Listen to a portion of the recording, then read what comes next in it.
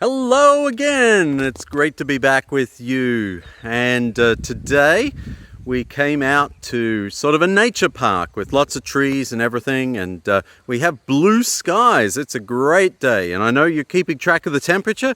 So today it was close to 70, and so I really didn't need a sweater. So I know you're collecting the words that I tell you that are different, and so since I mentioned a sweater, let me tell you something about that. Australia has its own word for a sweater, and that is a jumper. I don't know why it's called a jumper. And it was funny when I came to the United States for the first time, and girls wear jumpers. They're like dresses, but in Australia they're just sweaters. So anyway, I didn't need a jumper or a sweater today. Even though it's fall, look at the trees behind me. You can see that they are still green. Those big tall trees right here are gum trees. We call them gum trees. They're eucalyptus gum trees. And you can see how big they are. They can grow really tall. But they keep their leaves all year. They don't fall off. So very few trees actually lose their leaves. Australian native trees lose their leaves in autumn. And then the other cool thing that happened today while we're at this nature park is that there's a pond, and we looked in the pond and we saw a platypus. A platypus. Who knows what a platypus is? But I didn't take a video. It was way out in the middle of the pond and we couldn't really see it very well. We could mostly just see the ripples in the pond, but that was exciting. It's not very often we see a platypus. But that's not the only animal we saw today.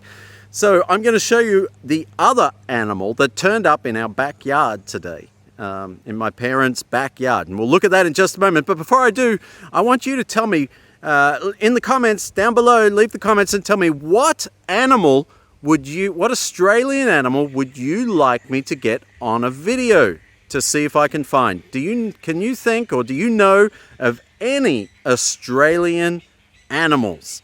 So you think about that, and in the meantime, look what I found this morning.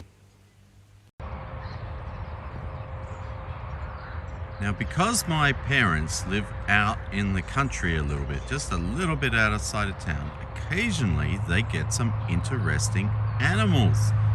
Can you see an animal in this picture? I'm going to walk towards it and we'll see if it moves. Let's see. This is not an animal that you'll find in the United States. Let's see, it's not very big.